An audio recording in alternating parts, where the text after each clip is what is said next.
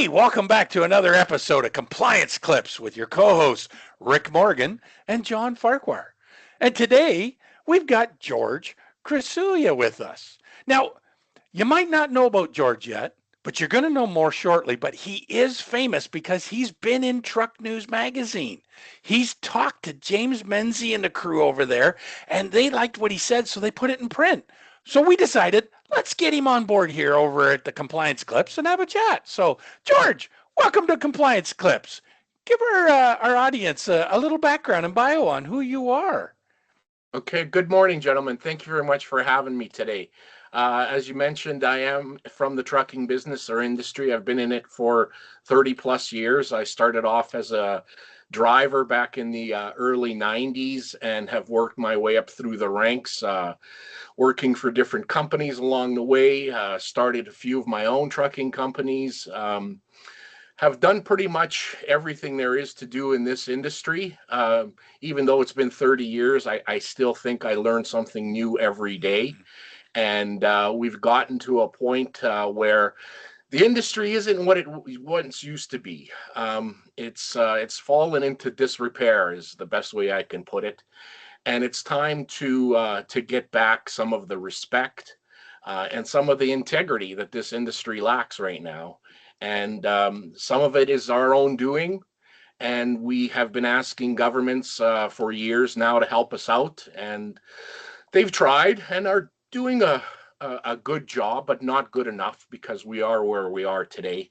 So it's time for the industry to stand up and say, hey, maybe we could help because we are part of the problem. So let's do something here. And that's where the Carrier Integrity Pact came. Feel it's time for us to separate the good guys from the bad guys. And instead of trying to pretend we know who the bad guys are, because we really don't know, because they're very good at portraying themselves as good guys. So I said, well, how about the good guys actually stand up, raise their hand, and prove that they're the good guys? So that's it in a nutshell for my recap. Wow. Well, that's quite a bit to consume all in one sentence there. Yeah. So, maybe we can just kind of do a little bit of a step back and a drill down at the same time into what exactly we're getting into. So, read the article and I've been following you. You and I have been chatting for several months now since before you went out on your own to launch this initiative. And from what I understand, the way you phrase it is essentially CIP aims to give compliant carriers a way to differentiate themselves in the marketplace, a marketplace that, as you say, is currently drowning in stories of fraud and labor abuse and noncompliance. So perhaps you can explain conceptually, CIP is this an organization? Is it a group? If a carrier wished to understand what joining CIP is going to look like, what would you say? Okay, so CIP is going to be a not-for-profit organization. It's going to be owned by the carriers themselves, okay? There'll be a board of governors that are comprised of the industry, and we are going to have a strict code of conduct, and there will be an application to get the designation. And the application is not just going to be check boxes, it's going to be verified. It's going to may include site visits. It may include background checks a little bit deeper. It's going to be verify. You say you have 19 trucks, well, then show us your T4 statement that coincides with having 19 trucks. Your safety, do you have your own maintenance department, or where do you get your safeties done? So that'll all be verified. Do you participate in labor programs? If so, can you show us a sample contract? Do you charge fees for this? All the things that are being done the wrong way, we want to turn it over and prove that we are doing it the right way. It's completely voluntary. It's not owned by any one person, individual, or organization. It's going to be based on integrity, and it's going to be verifiable integrity. It's not pay per play. It's not one and you're done. It's going to be a yearly renewal of your designation. And if you fall out of favor, then you're going to lose the designation. The designation is going to be protected with a trademark, and it's going to mean something. It's going to be the bar. You can go to university, become graduate a law degree, but you cannot practice law until you pass the bar. So that's what the CIP is intended to be. Wow. Okay, that sounds very formal and very structured. It also sounds like there's going to be a fair bit of administration built into the program. So I think, one of the questions that comes to mind to me as I hear it more from just the purely operational side of things is most carriers right now have been gone through, and I don't have to tell you because you lived it, 3 years of brutal raids. And carriers are looking to differentiate themselves from their competitors as always, but in an environment where we've got constrained revenues, what do you see as the ROI that is going to motivate carriers to get on board with this? Well, it's the natural downstream effect of credibility.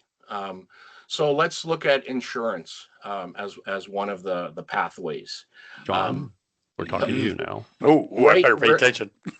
Right now, the insurance industry doesn't have a clean data point. So what I mean by that is they can look at the last 12 months of claims. Everybody is the same. It's a carrier claim, right? But if we use CIP as a data point and look at the last 12 months, we can say, well, how many carriers were involved in claims that had the CIP designation? Now, having the CIP designation doesn't mean you're not going to have a claim. Of course you are. The CIP is not a shield. It's a signal. Okay. And so if the insurance industry has 12 months or 24 months of data, and they say, well, out of all the claims for this time period, 1% involve CIP carriers. So naturally, a downstream effect you would say, well, maybe the CIP carrier should qualify for a lower premium. Right? It's like when you have a driver's license, the better driving record you have, the less you pay for your license. So that could be one ROI. Another one is if you look at the financial industry. Again, I met with some leaders, high-level leaders of big-time lenders in Canada, and one of them I had a very good conversation with, and I said, what I want is I don't want to be painted with the same brush as everybody else. And he said, too effing bad, George. You already are. But then he said, when I look at an application, the first thing I look at in that balance sheet or the application is it audited or not audited? Right? So they go into different bins. And he said, to me, a CIP carrier is audited. So there's another lens from a financial perspective. Maybe a CIP carrier could qualify for a better interest rate. Now, I'm not promising anything I just said is going to happen. But if we look at common sense and credibility as a downstream effect, those are some things that could possibly happen. And there's your ROI. You can actually measure that on your balance sheet or your P&L when it comes time to refinance or get a renew insurance. So you've tweaked a little question in my mind that I got to come to John on this one, because John, we opened that conversation with the possibility of insurance being one avenue. Based on what you're hearing and your experience in the captive market, would this possibly be the type of group or consideration around which a captive could be formed? Oh, most definitely. I could see that, because a lot of times on the insurance side of the world, there is no designation or measurement per se. You have some insurers that have risk teams that will go out and do some of this assessment, I would say, not so much as a full-blown audit like George is talking about, or near to that depth by any means, but they just kind of get a flavor of what's going on. But then there are other insurers that have nothing at all. So when you could have an integrity designation like this could be a huge step up for insurers to be able to go, I recognize what these guys are doing. I recognize the benchmarking that's in place. These are the type of guys that I want to insure. These operations would be a good fit for this captive program. And even for those captive owners, when you get a captive insurance program, you might have one owner that's there or multiple owners to be themselves in a program like this and then say nobody else is coming in unless you're part of this program would help to raise that bar some more. That's going to make that program that much more profitable for everybody in it. Sorry, it's a little bit of a side path there, but sometimes my brain goes down these rabbit holes, and I just got to go there. So George, I know that you and I have talked, and I'm hearing your conversations and your comments about the outreach that you've done. You've also done some outreach with various governmental agencies, as I understand it. What's your feedback been from them? It's been very positive. Really surprised me in some cases. One of the very first meetings I had when this was in its infancy stage, one of the government agencies said to me, George, you're the first guy from your industry that's not coming in here and demanding us change something or demanding something from us or telling us what to do. You're in fact doing the opposite, saying you're showing us what you're going to do. And so again, early on, I thought, wow, okay, that makes sense to me. And that's exactly how I approached it all the way through. I had another agency say, well, would you be willing to share data with us? Because if you're going to go through those lengths of auditing and verifying and you come across something, would you be willing to share that with us? And I said, well, we live in a country with privacy laws coming out of everywhere, so you have to be careful on the data you share and the data you keep and how you maintain it. So, but of course, if it fits with it, if it's legal, then of course we would share that. They asked us, would you be willing to talk to our frontline officers and maybe give us an inside perspective of what to look for behind the scenes? Because again, I hate to say this, but we're dealing with criminals, and criminals are very good at pretending that they're the good guys. In fact, sometimes a criminal is better at being a good guy than an actual good guy. So, yeah.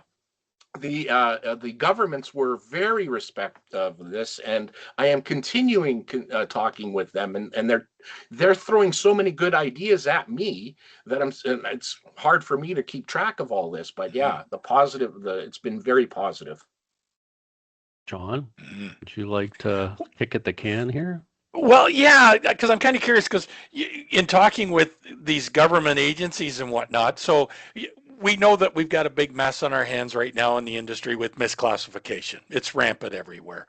Enforcement has started. We're starting to see some action there, but as we know, they just can't seem to distinguish a good carrier from a bad carrier without auditing everyone. There's no doubt about it. So from your perspective, what gap do you feel that CIP could fill that the regulators aren't able at this point or unable to do?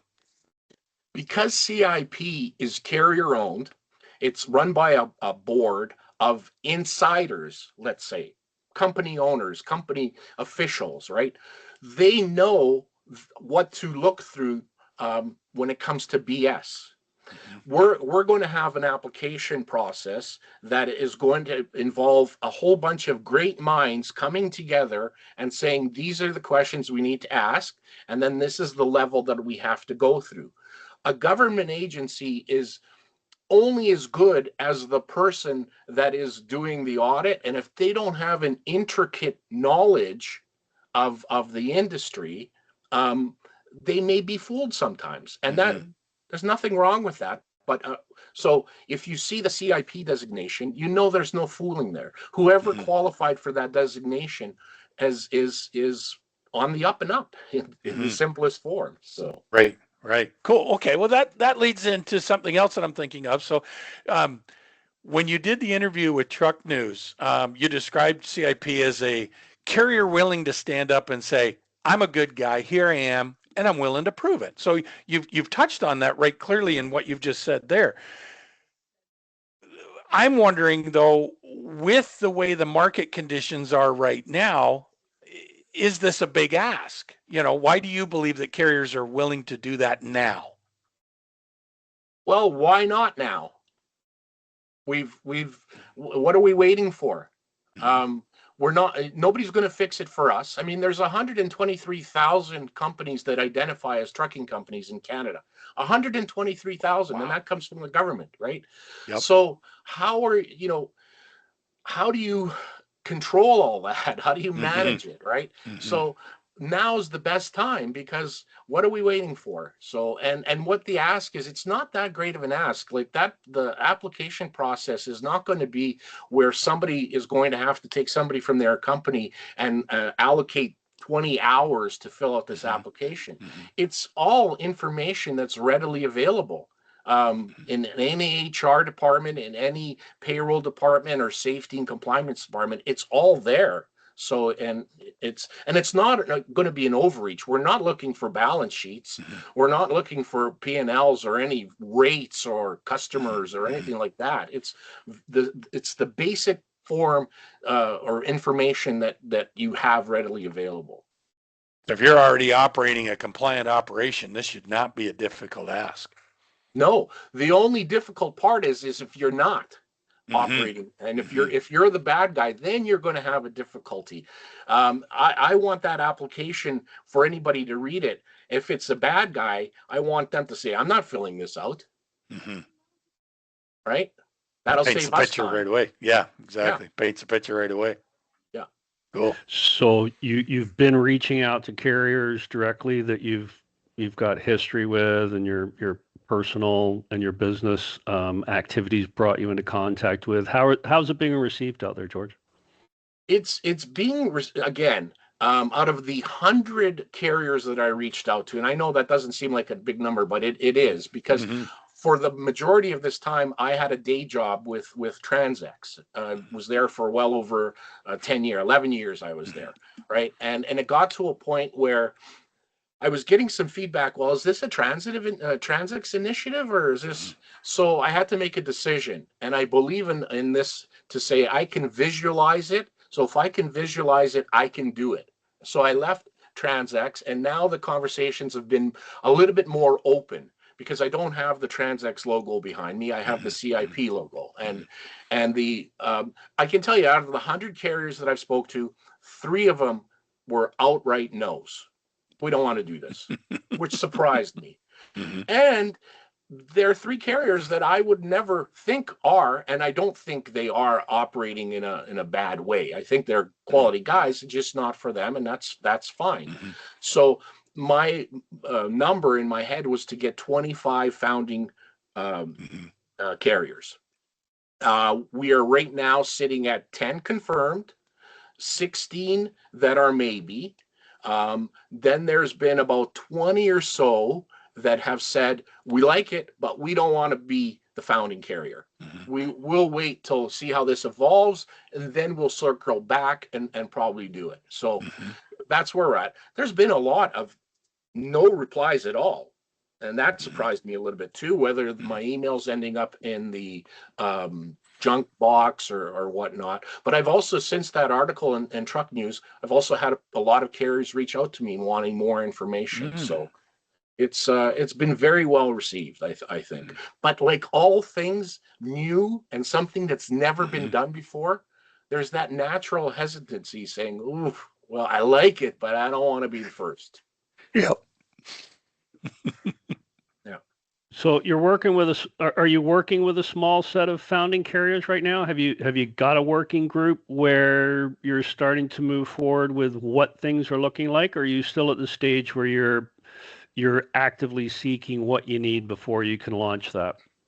So I've had a lot of people say, George, well, what? Okay, so we've done all this. What are we waiting for? Let's incorporate. Let's form. And I said, well, I don't think we're there. We have to make sure that all the I's are dotted and the T's are crossed before we do it. It's better to do it in slower, disciplined steps and make sure you get it right. So every week I send out a weekly email update, and I send it out to 41 people or 41 email addresses that I believe are going to be the initial guys, or soon right after formation come in and apply for the designation. So I have 10 confirmed yeses, meaning the check is in the mail. And yes, there is a check involved, because with all things, you need capital to start something. You need that war chest.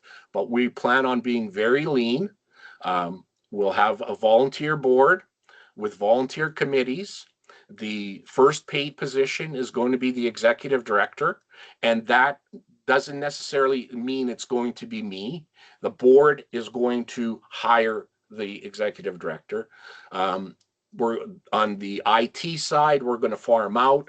Oh, and there's also another component to that application where it's going to be verified after a CIP employee goes through it.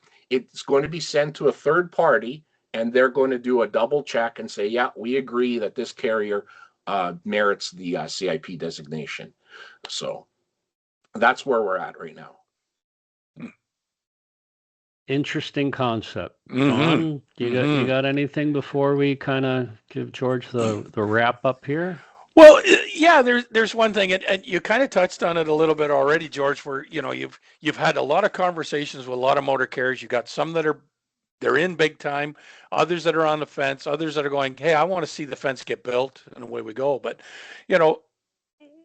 what would you say to the skeptics who argue this might be too ambitious or too idealistic or it's too early? What is your message to them to get them to buy in? Well, I don't think it's too early. I think, if anything, it's too late. It should have been done years ago when all this was really unfolding. I don't know. I mean, if you're a carrier and you don't see the good in this, then I don't know if I have any words to bring you onto my side, because there is no downside to this. I've had meetings with an insurer here in Western Canada, and a couple different times. In this last meeting, I said, hey, what do you think is the downside for you to endorse this? And he kind of just stopped and he said, well, there really isn't a downside. So, I mean, nobody's getting rich from this, right? One of the law firms that we met with for governance issues and advice said, George, how old are you? I said, well, I'll be 57 in April. And he says, why are you doing this? Because he says, I don't see anything monetary here for you. And I said, and I thought for a little bit, why am I doing this? In simplest forms, I just want to leave the industry in a better shape, or just as good a shape as when I entered it. So that's it in a nutshell for me. Cool. Good initiative. So if people who happen to be watching this want to find out more directly from you, get into contact with you, the best way to do it is? Send an email to info@Carrier Integrity Pact, all one word, .com. We're working on the website. We have the domain registered, and that's going to be carrierintegritypact.com. That's the best way to reach out. Through LinkedIn, I'm trying to be as active on there as possible. So that's the best way to reach me. Awesome. Okay. Cool. Well, good luck with your initiative. I think it sounds like an interesting experiment. I wish you well. I hope it works out. I know it sounds like you've got interest already, so that's a great sign. Yeah. Well, thank you very much, guys, for your time. John, it was a pleasure meeting you. Yes, me too, George. And yeah, hopefully we'll keep in touch, guys. Cool. Hey, thanks for tuning in. We hope you found today's materials to be useful and you can put them to work. Be sure to subscribe to our YouTube channel so you never miss an episode. And if you've got questions from today's material, or maybe you're just looking to improve your safety and compliance game, please feel free to reach out to either me or John. And remember, you can't manage what you don't monitor. The key to compliant profitability is just one phone call away. So until next time, put the phone down while you drive and keep your eyes on the prize.